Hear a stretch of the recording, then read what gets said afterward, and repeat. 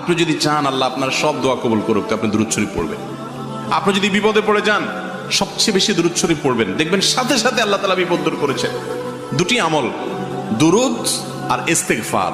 নবী করিম সাল্লাল্লাহু আলাইহি ওয়াসাল্লাম এর হাদিস থেকে স্পষ্ট বোঝা যায়, দুরূদ এবং ইস্তেগফার এই দুইটা আমল কোনো বিপদগ্রস্ত মানুষ যদি করতে থাকে, আল্লাহ রাব্বুল আলামিন তার জন্য এমন পথ বের করে দেন, সে কল্পনা করতে পারে না বিপদ দূর করার। আপনি যদি চান আল্লাহ আপনার সব দোয়া কবুল করুক, আপনি দুরূদ শরীফ পড়বেন। আপনি যদি বিপদে পড়ে যান, সবচেয়ে বেশি দুরূদ শরীফ পড়বেন, দেখবেন সাথে সাথে আল্লাহ তাআলা বিপদ দূর করেছেন। দুটি আমল, দুরূদ আর ইস্তেগফার। নবী করিম সাল্লাল্লাহু আলাইহি ওয়াসাল্লাম এর হাদিস থেকে স্পষ্ট বোঝা যায়, দুরূদ এবং ইস্তেগফার এই দুইটা আমল কোনো বিপদগ্রস্ত মানুষ যদি করতে থাকে, আল্লাহ রাব্বুল আলামিন তার জন্য এমন পথ বের করে দেন, সে কল্পনা করতে পারে না বিপদ দূর করার। আপনি যদি চান আল্লাহ আপনার সব দোয়া কবুল করুক, আপনি দুরূদ শরীফ পড়বেন। আপনি যদি বিপদে পড়ে যান, সবচেয়ে বেশি দুরূদ শরীফ পড়বেন, দেখবেন সাথে সাথে আল্লাহ তাআলা বিপদ দূর করেছেন। দুটি আমল, দুরূদ আর ইস্তেগফার।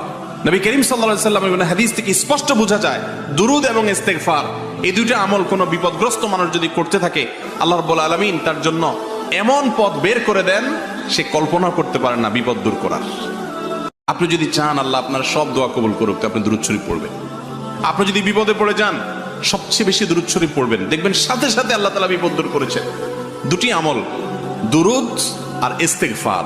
নবী করিম সাল্লাল্লাহু আলাইহি ওয়াসাল্লাম এর হাদিস থেকে স্পষ্ট বোঝা যায়, দুরূদ এবং ইস্তেগফার এই দুইটা আমল কোনো বিপদগ্রস্ত মানুষ যদি করতে থাকে, আল্লাহ রাব্বুল আলামিন তার জন্য এমন পথ বের করে দেন, সে কল্পনা করতে পারে না বিপদ দূর করার।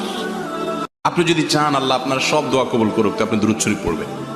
আপনি যদি বিপদে পড়ে যান, সবচেয়ে বেশি দুরূদ শরীফ পড়বেন, দেখবেন সাথে সাথে আল্লাহ তাআলা বিপদ দূর করেছেন।